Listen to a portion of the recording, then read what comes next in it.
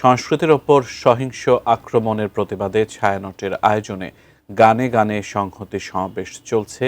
ছায়ানট সংস্কৃতি ভবনের সামনে সহকর্মী শেখর আজাদ সেখানে আছেন, আমরা যুক্ত হচ্ছি তার সাথে। শেখর আজাদ, ছায়ানট সংস্কৃতি ভবনের সামনে সংস্কৃতি কর্মীরা নিশ্চয়ই গেছেন, বিস্তারিত আপনি আমাদের জানাবেন।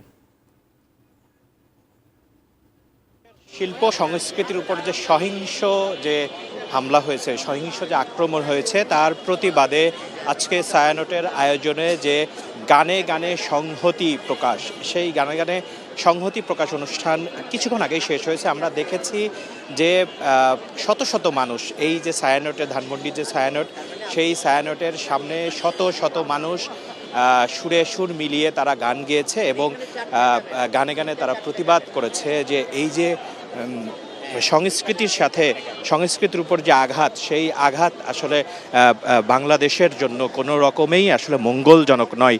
এখানে যারা এসেছে তাদের সাথে আমরা কথা বলেছি, তারা এটাই বলার চেষ্টা করছে যে 5 আগস্ট যেই হচ্ছে চেতনা নিয়ে, যেই আকাঙ্ক্ষা নিয়ে 5 আগস্ট, সেই আকাঙ্ক্ষারও এটি পরিপন্থী। যে শিল্প সংস্কৃতির যেই আপনারা জানেন যে 18ই ডিসেম্বর, গত 5 দিন আগে শরীফ ওসমান হাদির মৃত্যু খবর ছড়িয়ে পড়ার পরেই আসলে বিভিন্ন জায়গায় সহিংসতা ছড়িয়ে পড়ে। তার মধ্যে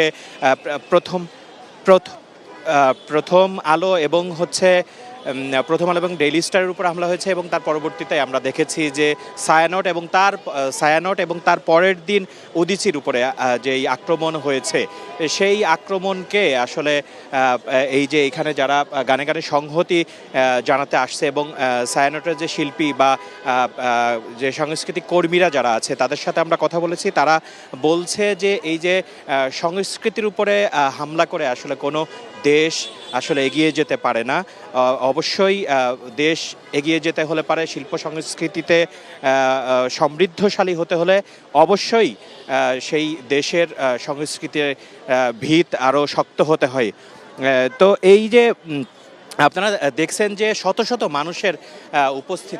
মানুষের উপস্থিতি এখানে আমরা দেখেছি যে এই যে ছায়ানটের উপরে যে সহিংস যে আক্রমণ, সেই আক্রমণের প্রতিবাদ জানাতে আজকে উপস্থিত হয়েছে এবং তারা এই বার্তাটাই দিতে চাচ্ছে যে শিল্প সংস্কৃতির উপরে হামলা করে আসলে কখনোই কোনো দেশ এগিয়ে যেতে পারে না।